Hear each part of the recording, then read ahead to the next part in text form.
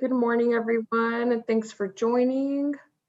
We're just getting, we're waiting to get a few more people in, so give us just a second.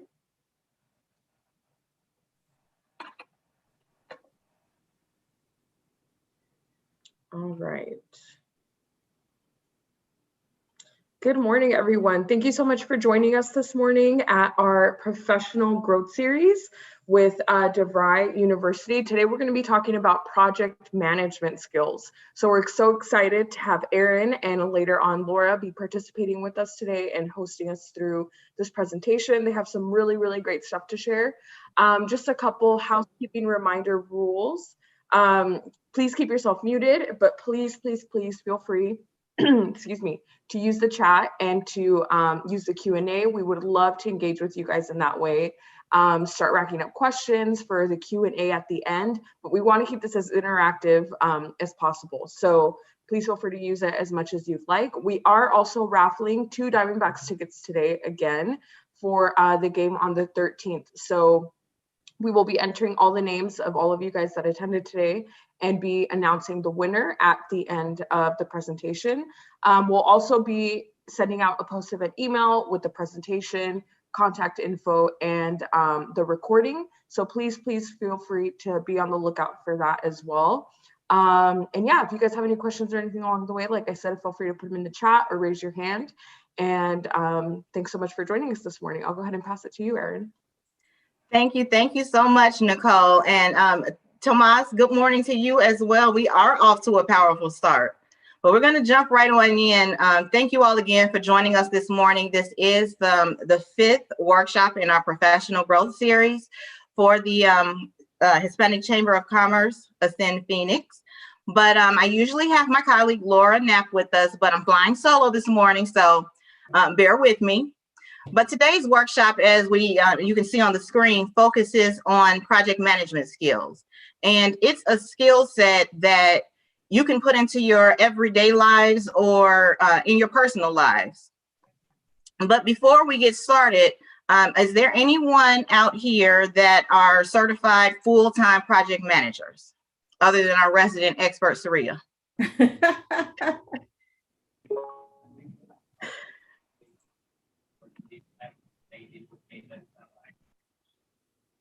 Well, either way it goes, it works either way, because our workshop is actually geared towards non-project managers who are still required to manage tasks and projects as a normal function of your jobs. And if you are a professional project manager, we certainly welcome your input to add value to our workshop today. Now, according to the Project Management Institute, project management is the process of successfully navigating a project from start to finish, essentially guiding an important but non-routine activity to its successful culmination. Today, we're going to talk about the value of good project management, and we'll go over the 5 phases of any project, including the planning and execution process relevant for each phase. And we're going to refer to that later on in the presentation as SCORE. And that's a concept that was actually developed internally by DeVry University, just to keep people that have to manage projects and tasks on track from beginning to end. And then, as always, I'll close out with the contact information for myself and Laura. If any of you happen to be interested in learning more about a project management certificate and how our curriculum supports you in preparing for the PMP exam for those that are looking to be certified professionals. I would like to note that we are a proud partner of the PMI Phoenix chapter, and we are a GAC accredited institution, one of the only ones here in the Valley.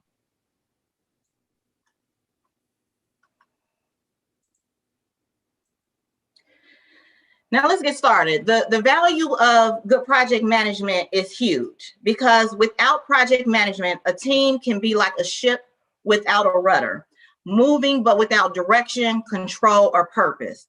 I don't know about anybody else, but I cannot function in chaos. I have to have a plan. It has to be clear. It has to be easily understood and easy for me to follow. If I look at something and it looks like chaos, I shut down. And you're getting nothing out of me. So I don't know who else functions that way, but I always start out with anything like I need a clear, concise plan. But as we're moving through this workshop today, I want you all to think of if you have a personal project in your lives that you've worked on. Tomas, thank you. But if you have something in your personal lives that you have to put together and work on, or if there's a project you're working on at work, I've had the title of project management in previous roles, even though I'm not a certified project manager, but my responsibilities included, you know, in education realm or early childhood education, doing in and pre-service trainings for our administrators and facility managers, and making sure that they were kept up to date with all the new regulations and everything. But what information did they need to receive? Who was the audience? How was it being delivered? And when was it being delivered? Those were the types of responsibilities I was responsible for as the project manager. Does anyone else can think of any other projects that you've been responsible for that you'd like to share in the chat? I mean, just for me, just like a personal one, when I first moved out to Arizona, you know, I'm originally from Albany, New York. So, you know, I had to get myself together, figure out what clothes I was going to take, because in Arizona it's 125 degrees, right? What things I leave home, which ones I take, you know, how do I pack? Because I was on the plane at that time. You know, saving money, you know, so all of that had to take place before I even kind of figure out when I was going to go to Arizona, and then thinking about all the tasks that I needed to do to get prepared so I can get to Arizona, not in chaos. That's a very, very good suggestion on, you know, how to prepare for that move. And I, you know, I sympathize with you because I'm from Chicago. And, you know, we don't think about that wardrobe, and that affects the budget. Mm-hmm. You know, those are all those moving pieces that we have to factor into our project planning.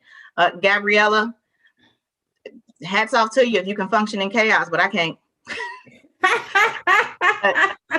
Fundraisers for school supplies, food drives, job fairs, education events. Those are perfect examples of projects. Amber, good to see you again. But yes, you used to manage an art gallery with the new exhibit. Yes. Those are all very good examples. And if you all plan any vacations for your families, those are huge ordeals. You know, I didn't realize until I got older how much work went into planning a family reunion. And it got to the point where I said, we can just cancel them. Every family can get there however they need to get there. This is too much. But let's keep these types of projects in mind as we move forward.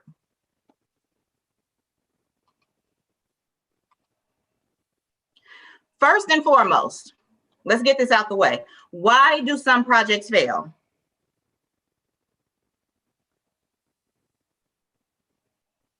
I know a big one should stand out because we have been talking about it throughout every single workshop we have done to date.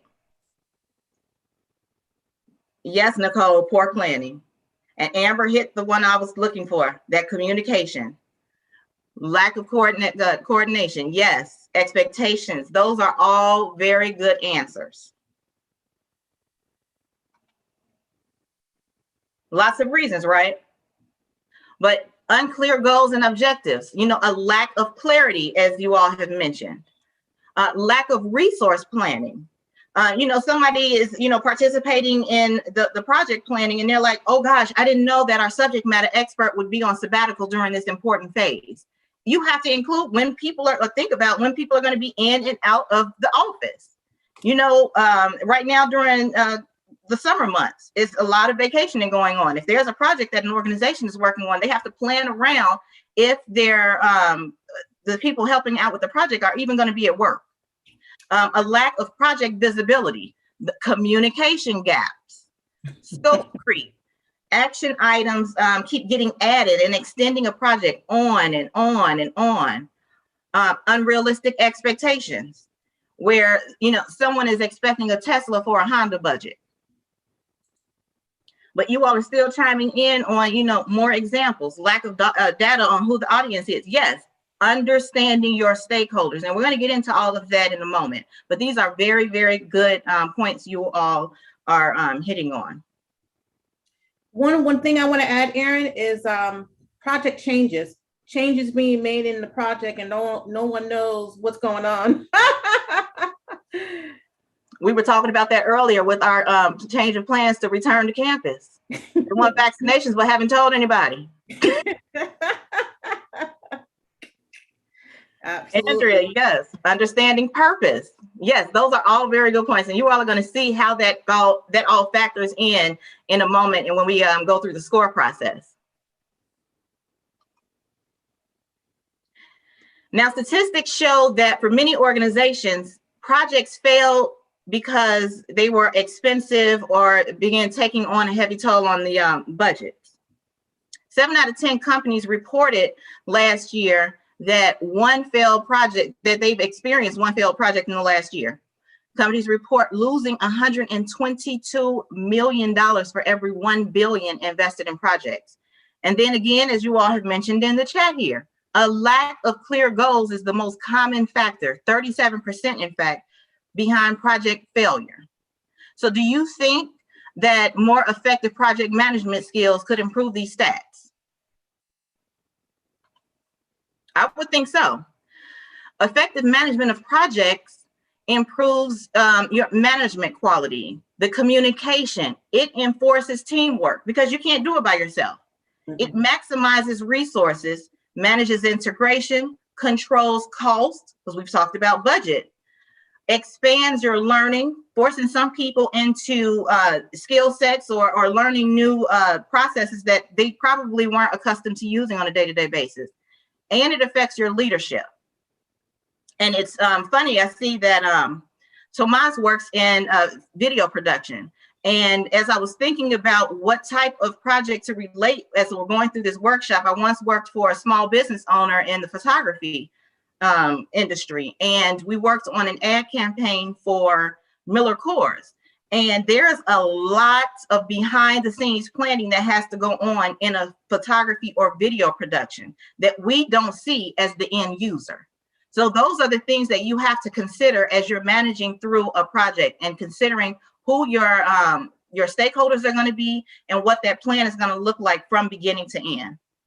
Okay. And then also, Erin, I would add, you have to determine what projects you're going to take on internally. Yes.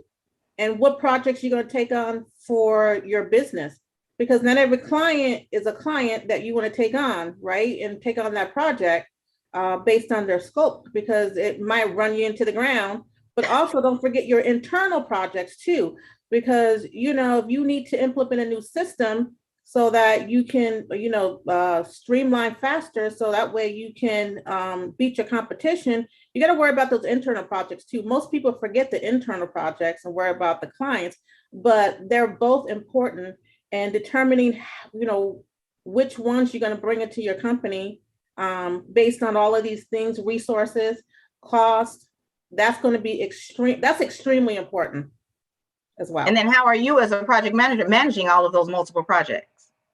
Right. With the lack of resources that you may have, with the lack of costs, you got to consider all of that, right? Because in your internal projects, you're spending money, right? You're not bringing any money in, you're spending money. Whereas as composed to your clients, you're bringing in money for your business. So the balancing act you have to understand how do you do that and how you balance that.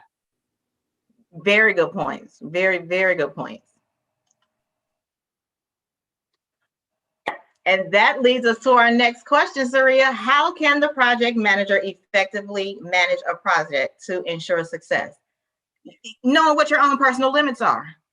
Some of the most important qualities and skills of a project manager include strong people skills and the ability to develop trust and communication. You all are going to get tired of hearing the word communication, but it is embedded in every single workshop we're doing because that's how important it is.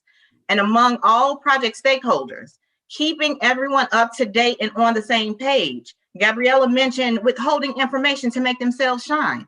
No, that is going to cause you to fail. So that is a very good point, Gabriella, about why projects tend to fail. A project manager must be comfortable with change and complexity, ready and willing to and able to improvise, expecting the unexpected. You know, when you're in that, you have your plan together and you know which path you're going down and you're just so focused on that. And then somebody goes and throws a wrench in it. What do? We can't just stop. We have to keep this going. So what does that, plan B look like? Yeah. Being able to easily shift from that big picture to a small but crucial, focusing on the small but crucial details and knowing when to concentrate on each of those items. Yep. According to the project management consultant, Jennifer Bridges, the primary role of a project manager is to bring clarity, focus, and closure to projects. And I want you all to continue to remember those three things, because even as we go into the SCORE process, it still goes in, it breaks down how do you provide clarity, focus, and closure to each one of your projects. Ambiguity can be a project killer. Confusion slows things down. Sometimes people don't like to admit they're confused. So how can you tell if you have a problem with ambiguity? Well, you have to listen to your team, and you hear things such as, I thought, or we did it this way the last time, or I'm not sure. These are all symptoms of having a clear understanding, of not having a clear understanding of what is expected. Again, the biggest project killer is a lack of clear goals and expectations. So again, clarity. Your function on the team is to get your project done, regardless of the chaos, the jostling, and the changing priorities. So it's your job to keep everyone on track and block out any external noise so that you get the project done. That's your focus. And then one of the first questions that needs to be asked when a project starts is, what needs to be done to close this project out? Every decision should be made with this question in mind. Of course, the sooner a project is successfully completed, the sooner its value can be realized. But you want to start with the end in mind and continue to plan out in that mode. And that is going to be your closure. So while we go and consider, again, clarity, focus, and closure, let's break it down even further into the 5 processes of project management. That SCORE process that I was telling you all, that was internally developed by DeVry University and has been used and discussed and evaluated by our academic team to ensure its content. But again, this is not for certified professional project managers. This is a high-level overview on how regular folks like ourselves that aren't Sarias are managing projects either within our organizations or in our personal lives. So let's start with the 5 elements of any project and their related actions or processes using this easy to remember acronym, SCORE. And it's ingenious, actually. It stands for start, coordinate, operate, record, and end. Several necessary activities fall under each of the SCORE phases. And what activity is necessary throughout? Yeah. So, Erin, you bring up a good point, and this is actually a very good example, because every company does project management different. You will never see 2 companies do project management different. As you can see here, they have their own process, and it probably follows the methodology from PMI, but it's different. Right? They took the information from PMI and they just made it their own. And I just want to make sure that you understand that you don't have to follow the different methodology. Take it, make it your own, and then that way it's going to work for your business. Okay. So I just want to bring up that point. That is a good point, because there are various methodologies out there for project management. But like I was saying, for a high-level overview, this one was nice and simple for us to follow through on, for those of us that haven't gone so deep into the world of project management. So S is for start. It's also for stakeholders and scope, which you all have hit on in the chat earlier. We start with the big picture in mind, asking questions such as what's needed, what's required to close this project out, and starting with the end in mind. So we have to determine, what does success even look like for this project? You will want to identify all stakeholders in your project. And the example with the Miller Coors project that we're working for with the ad campaign, our stakeholders were going to be not only the Miller Coors people, but the end users of the Miller Coors project products. What is it that we wanted those ads to look like to draw them in? Because that was the whole purpose in doing this ad. Your stakeholders are, again, it'll be your clients, your end users, any sponsors that are required in order to make a project work, and anybody that is controlling the budget. Because with anything, there's probably going to be a cost associated. All who would be impacted by the project are your stakeholders. And again, communication is key. It's key to defining and identifying expectations, requirements, and to even build the roadmap on how to proceed.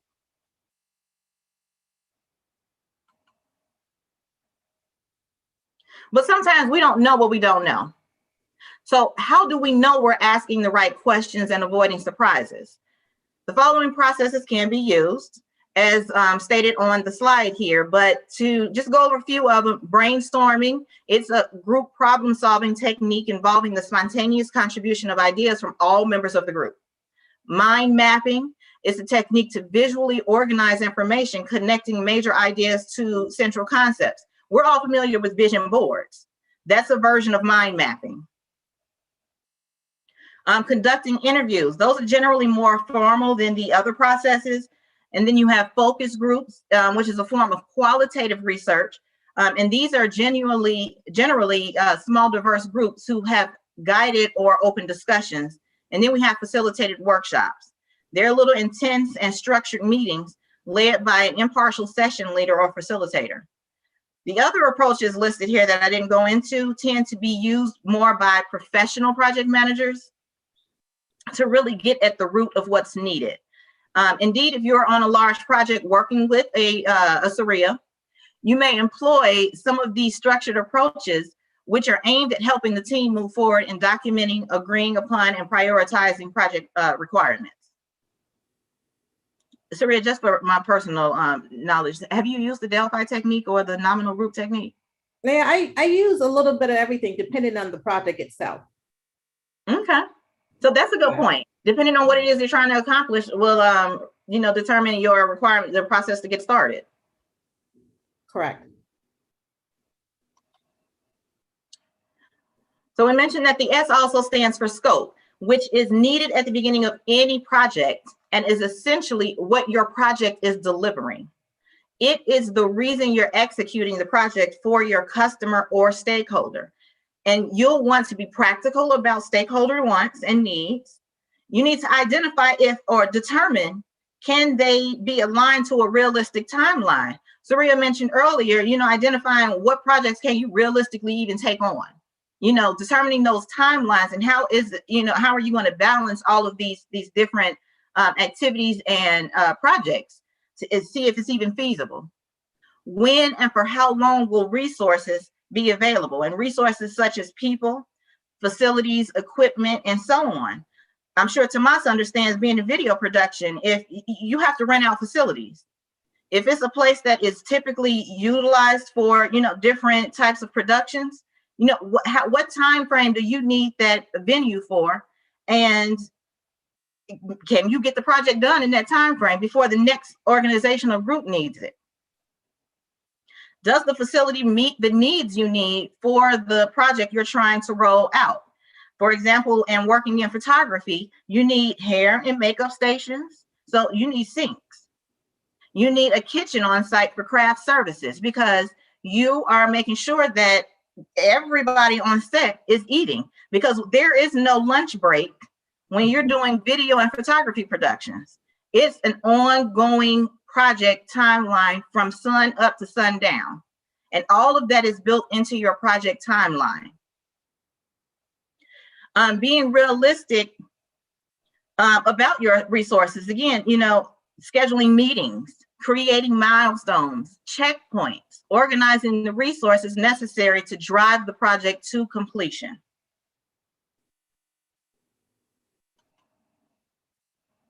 Now let's move on to the C.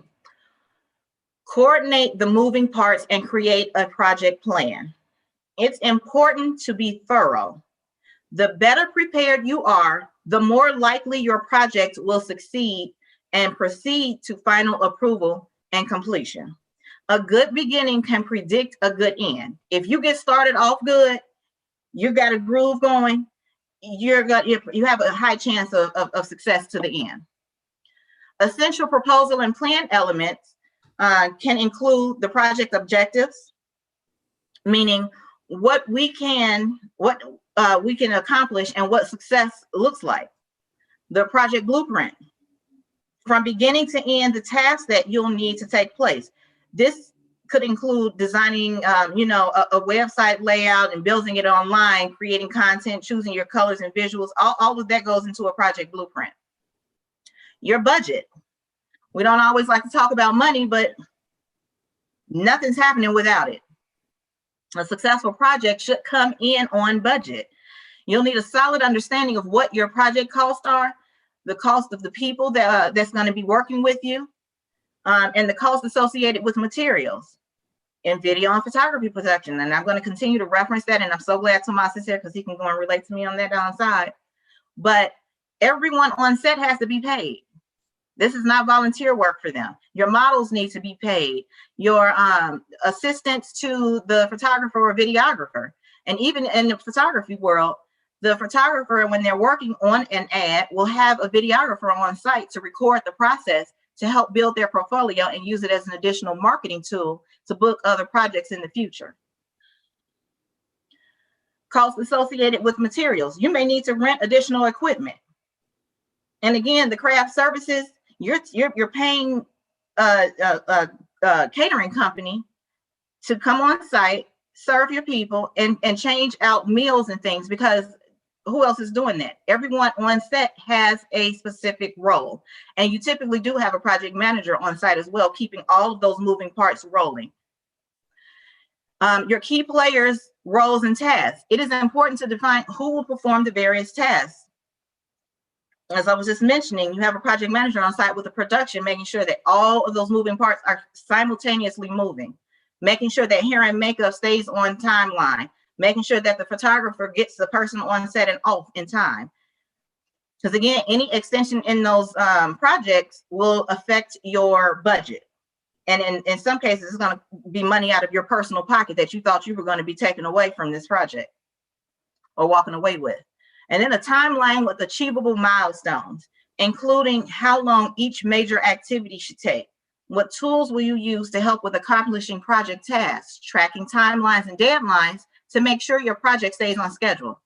There are so many project management software tools out there, such as Monday.com, Trello. You may have Microsoft Project, which I have personally tried to use, and it has given me the flux.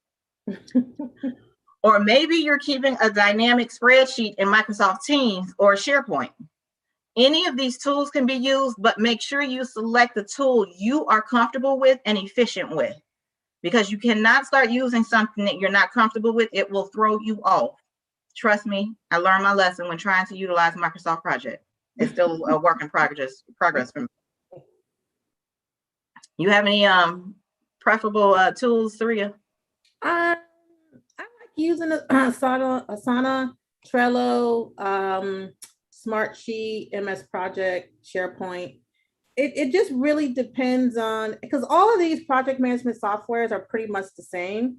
It's just really the look and feel of the software. Asana or Trello is more, I would say, if you like pictures, if you're more of a visual person, maybe you use that compared to MS Project or Smartsheet. But the good thing, they all do the same thing. They all have timelines, they all have reports. It's just the way you want to look at it. Yes, and that's why I like Trello, because it is visually stimulating. So I'm more of a Microsoft Project because I like the detail. You would, and I'm still trying to figure it out.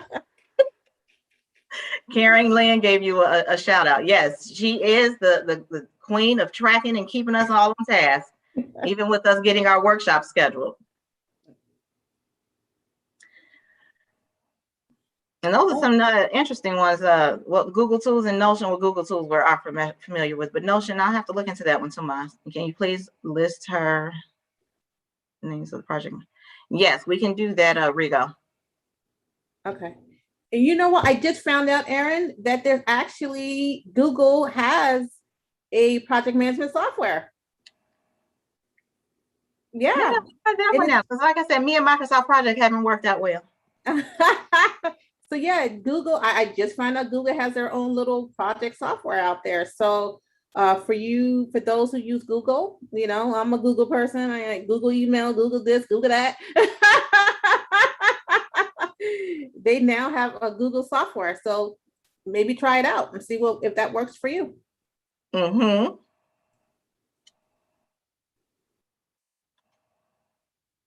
Oh, Amber says she prefers Google. Yeah, so Amber, go ahead and look up the Google. I think it's like Google Sheets or something like that, what they call it. But yeah. Yes, Google Tools. Yep. I haven't heard of Notion though. That's new. Definitely. Yeah, I'm gonna have to add that one to the list of things to check out. But now, how will we get the work done? Literally. We were just talking about the tools, but how are we going to get it done? We'll want to break down our project plan into a dynamic to-do list with all actions that you need to take in the near to midterm. Sort by due date or task priority. Determine what information should be included. Weekly reviews. Reviewing all the actions you need to take, and then identify those that are more important. And then time blocking. Once you've identified must-do tasks, block off time in your calendar and the teams, so those that are working on the project with you, to focus on each individual task. I know that when we first transitioned over to Microsoft Office 365 in the new Outlook format, there was a time tracker, so it manages what you're doing on a day-to-day basis and how it breaks down your usage. And I added a meeting to my calendar on yesterday, and ironically got a notification from Microsoft Outlook wanting to block out some time, some free time, because it noticed that I had a bunch of meetings on my calendar. So even the resources available to us know that we need to do time blocking so that you can focus on tasks at hand. And then biggest point to take away from coordinating your project success is making sure you have a plan B in place or some wiggle room in your schedule should any delay occur. And by the way, when your project requires the efforts of several people, you'll want to put together the best team possible. You want to decide what skills and experience and knowledge are needed to perform each task. Review each team member's availability and qualifications, because remember, if somebody's on vacation, we have to plan around that. Then determine responsibilities and who is responsible for what. Then you assign tasks, explain clearly the expectations, and develop a structure for achieving those tasks.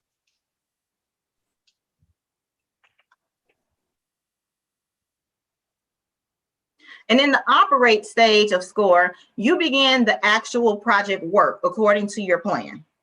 This is where the execution happens. This is when we're ready to really get going. I mentioned communication as being a key element throughout. Again, I told you all you're going to get tired of hearing that word. But your most important responsibility is to communicate with the various teams and stakeholders as work gets underway.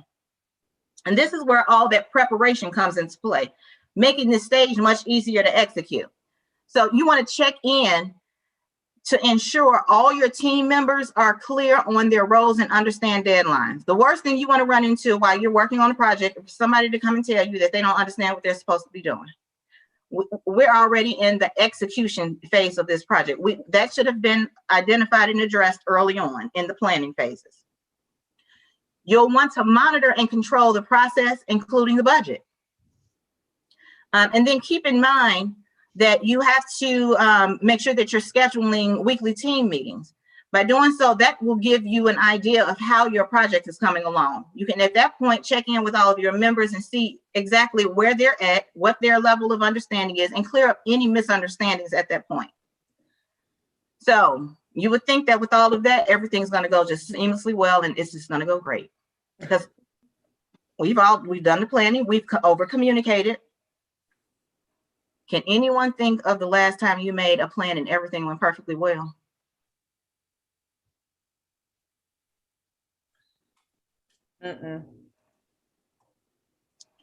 Because it doesn't happen. Andrea, in my sleep. Right.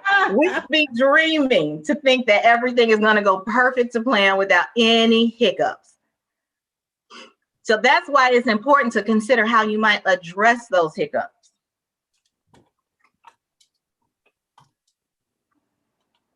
Yeah, and then I would say also, Aaron, for communication, you may want to plan how you're going to communicate with, the team on your project, right?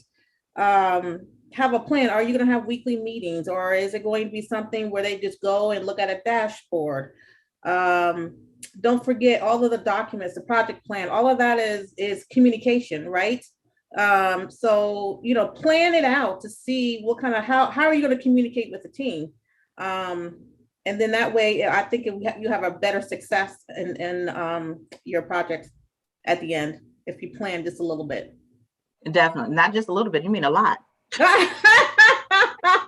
Well, it's better to have a plan than no plan, let's put it that way. Definitely. And Rigo, we're definitely going to need to get those that list of tools to you. He said he's starting a $3 million project and really need more tools to management. Ooh, yeah, you have your plate full there. We're going to make sure, one, you're going to have the copy of the presentation sent to you, but we can also, again, make sure that you get a list of those tools, even if I have to type out a separate list and have them send it to you in a separate email. Well, Aaron, I actually just got an article. So I'm going to send them an article, and it has about 42 different software, project management software. So if you read this article, go through, I think it will help you. Oh, there you go. There's a one-stop shop, and that definitely will have far more tools than we have even began to go into in this presentation.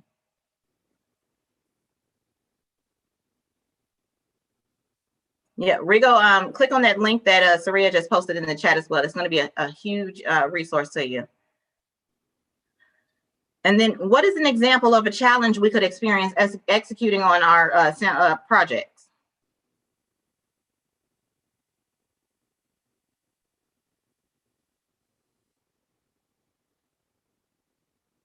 Laura is here. Yes, things always change, including, team members that may lack experience, but hopefully we identified that early on and put people in place that actually can do the work that we need out of them. And then using new technology and complex training. So those tools, I said, I have a challenge using Microsoft Project. I wouldn't use that to manage a project I was working on because I'm already setting myself up for failure. So getting feedback from the team members is important. Open communication, again, key throughout the process.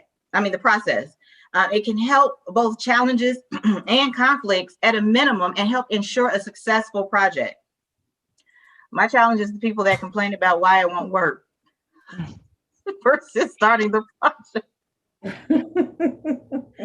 Gabriella, you should have been with us. I don't know if you were or not when we did the overcoming workplace conflict, because there were some key tools in there on how you can move people beyond that I'm stuck being resistant stage. But yes, that is a key challenge to preventing people to successfully moving through to project completion. And then I like to say it's not a real project if there's not a system or track performance or a way to track the performance, report issues or challenges, answer questions, and confirm that your project is actually on track. This is part of the reporting part of SCORE. You can do this by assembling data on results, successes, and expenses, which you'll have those resources available to you in the project tool that you're using to manage your project. Reporting and tracking issues, corrections, and changes into the plan and budget, which is going to be essential when you do your project wrap up, when you get to that lessons learned part of the end of a project. And then communicating any departure from your plan, as well as recording the corrective measures put into place. Because to Taria's point earlier, there is no one way to do any of this. And every single time you work on a project, something is going to be different. It's not a cookie cutter process. But you want to make sure that if you do run into any hiccups, you've learned how to better manage that process. So if you have those issues in the future, you know how to better navigate through them and build that into your contingency planning. But basically, what worked and what needed improvement. Your lessons learned, as I mentioned, thinking back to the risks you anticipated at the beginning of the project.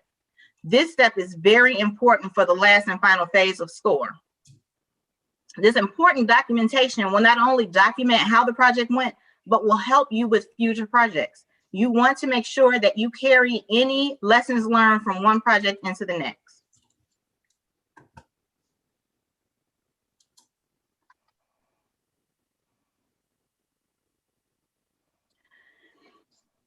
And you may consider an end of project checklist, which would include an audit or evaluation of the entire project results and evaluation with stakeholders, and your financial closure.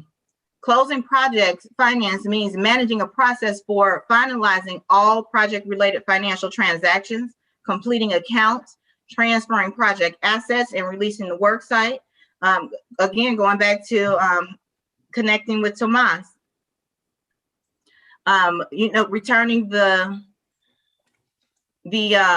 equipment that you may have needed to rent in order to get a production completed, cleaning up your workspace at the facility that you rented out, making sure that all of those loose ends are all tied up, and then paying everyone involved in the project. And then a project archive. This is a systematic storing of project documents and working papers. Having historical project documents can provide valuable information for planning future projects, for ongoing product support, and for maintaining the project.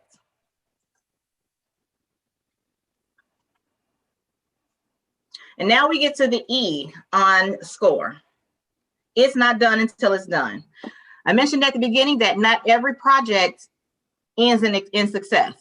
We already all acknowledge that we have not had a project that we can think of that went seamless, other than unless we were dreaming or sleeping. So there are four ways projects can end, actually. Premature, where the organization may decide to release the project without some of the additional features that were originally specified. It's still done. And perhaps you can add in those features in a phase 2. Endless. Projects where scope is constantly changed, never seen to end.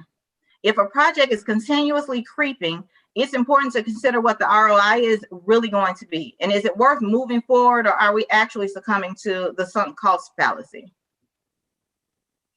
Failed. Again, many projects are ended due to results not meeting expectations or continued scope creep, which we mentioned earlier. And sometimes it's probably better that they are ended and maybe reformulated for later instead of sucking up valuable resources, primarily money. And then you have actual complete. The good news is that many projects are completed as promised. So consider the launch of our project as one of these, completed according to plan. In the end phase, project acceptance is an important part of the project implementation and success. The objective is to obtain the acceptance from the internal stakeholders that the deliverables, value, and outcome of the project are in alignment with the requirements and expectations. Did you actually succeed in what you said you were going to deliver? That's not for you as the project manager to decide. It's for you to go and decide in conjunction with the stakeholders and your end users. Any input there on the end product, Saria? Yeah, for this one, I would say just make sure. And this is so simple, but just make sure all the tasks are complete. because, and you have to go back, because sometimes you'll miss one or two here that are requirement, and you realize, oh man, we didn't get this done. So always go back and review your project plan. Make sure your tasks are done before you close out anything. Yes. Yes, yes, yes. Very, very, very valuable point. Now, congratulations. We have just made it through SCORE and learned at a very, very, very high level how to address a project from start to finish. Again, this is a concept developed internally by DeVry University, just to, again, provide an additional resource on how to manage a project from beginning to end. Laura, actually, Laura, join us here and share any insight you have on the SCORE process. For those of you all that have been joining us to date with our workshops, Laura is usually presenting with me, but I took this one on by myself. But as we're wrapping up here on the SCORE process, I'd love for her to chime in and share any insights that she's experienced. Oh my gosh, thank you. Thanks, Erin. And thanks for, letting me pop in towards the end. I think SCORE it's just such a memorable acronym that I think anyone can jot down these words and keep them in mind, whether you're an experienced project manager or just taking on, $2-3 million project from scratch. This is something that helps organize our activities and our processes. And I think, just to underline or reiterate, and I know you've gone through everything, Erin, beautifully, but the start, we want our purpose. We want to know, what is the purpose? What do we have to accomplish? We want to know who our stakeholders are, right? As we start off and get our scope of work together. And then coordination is just about putting all those puzzle pieces together, right? And assembling our people, our project plan, our processes. And operate is about execution, getting the work done, keeping an eye on that all important budget, and reporting and recording lessons learned, right? It's not a project unless we have that project archive or some documentation to go back to, right? Otherwise, it's almost like it didn't happen. And 6 months later, a year later, if you're not able to look back and see what was done, what was not done, it's just ends up being a waste of time, as you try to rack your memory and figure that out. And then I think, as Saria was saying, make sure everything's done at the end. Make sure all of those tasks that you've gone through them, it's not done until it's done. And also just being cognizant that not every project ends magically, successfully, on time and on budget. Some projects have to be scrapped. They have to be majorly changed. So many things happening right now, right? With Delta variant, that's even changing, like return to campus, plans at many of the schools. Before this started. Yeah, yep. Yeah, it's change, and it's not on us. It's something external. It's happening to us in a sense, and it's, but we have to have that agility, as we go through any project, to address those changes that may be happening with, no heads in the sand, right? Eyes wide open, and, just with a sense of reality, and it is what it is. But addressing those risks, those challenges, as we progress, to hopefully the successful culmination of this project. Yeah. It was quite interesting when COVID-19 hit, right? And everybody, going along working their projects, and then all of a sudden COVID-19 hit. Is like, hey, what do? You can't come in the office, right? How do we work this project? I mean, there was like, like 30 days, a week or so, or a month, just to try to find out, okay, we got to stop this project until we find out how and who's going to be in the office, who's not. And, do we even have the collaboration tools to be talking to each other? It was a big thing. Do we, de-scope our project? Do we stop it? So those things do happen, in your projects. And it don't have to be COVID-19, it could be anything. It could be, fires in California, or, the weather in Minnesota, right? Just stopping everything, because of outside forces. Definitely. And COVID was the hugest lesson learned or the biggest lesson learned, especially in the world of education. For those institutions that did not have an online learning platform, they had to pivot very quickly and figure out just exactly how do we continue class, because it couldn't have hit at a worse time. I mean, well, on the one hand, school was, they were in the middle of the winter semester or spring semester, but you lost class time and had to extend school years possibly because people were missing out on classroom time. They didn't know how they were going to carry on in a virtual world. And that was an opportunity for institutions to go and build that optional online system so that regardless of what ends up happening, you need to be prepared to pivot quickly. And fortunately, for us at DeVry, because we already had that virtual component built into our curriculum and our students were already working online, even if they came on campus, it was a seamless transition for all of them to go to a remote learning environment. So just keeping those things in mind, that there are some things out there in the world that we can't control. But for those, when we get on track, just keep that SCORE process in mind of starting with your purpose as you form your scope and reach out to your stakeholders, coordinating, assembling the pieces, including your project plan, your people, and your processes, operating, execution is getting the work done and keeping an eye on all important criteria, including the budget, reporting and recording.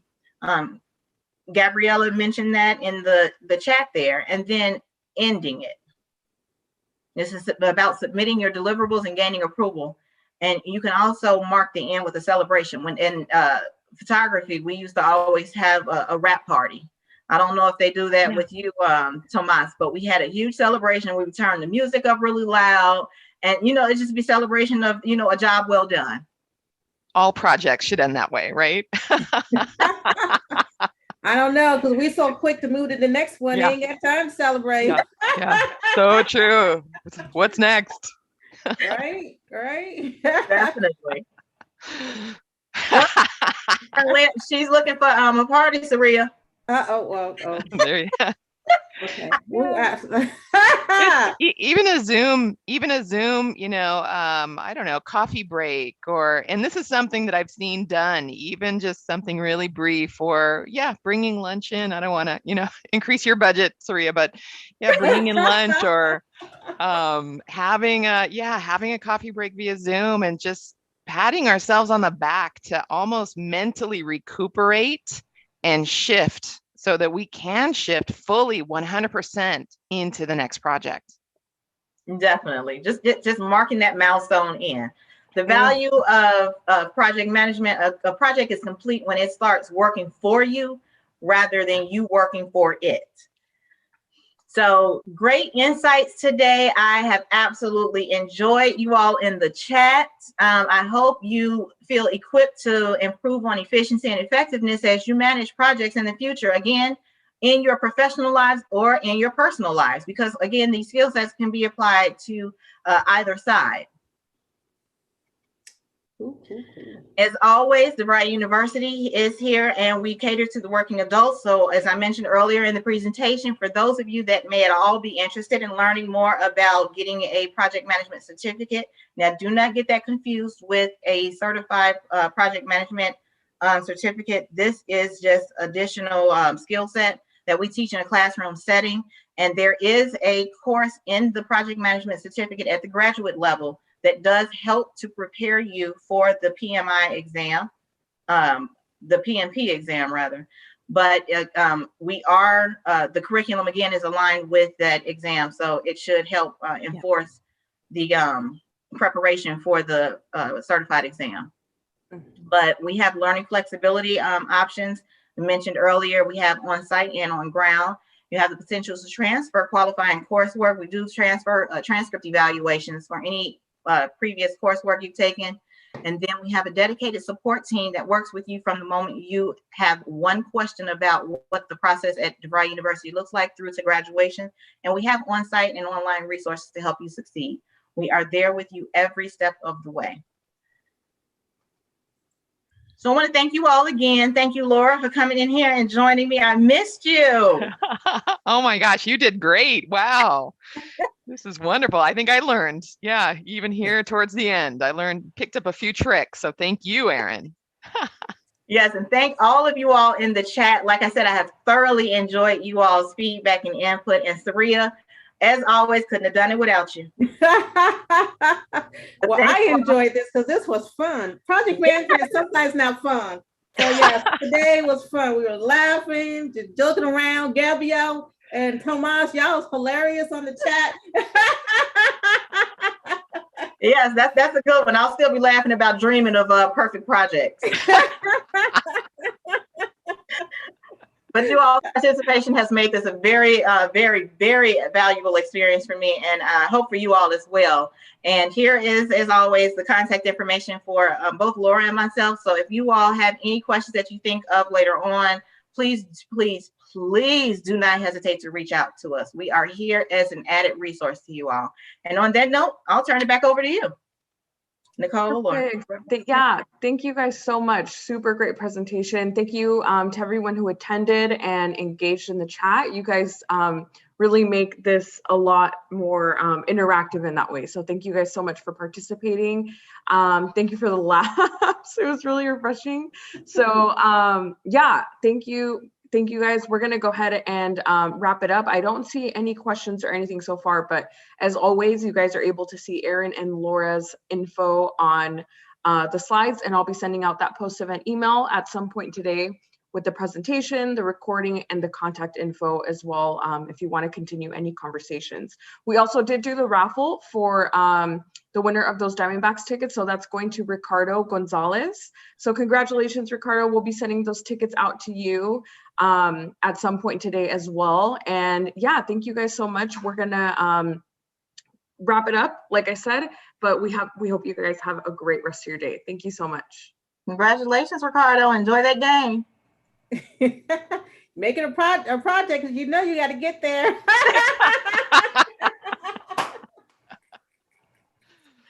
Thank you guys. Good day, everybody. Have a wonderful day. Take care.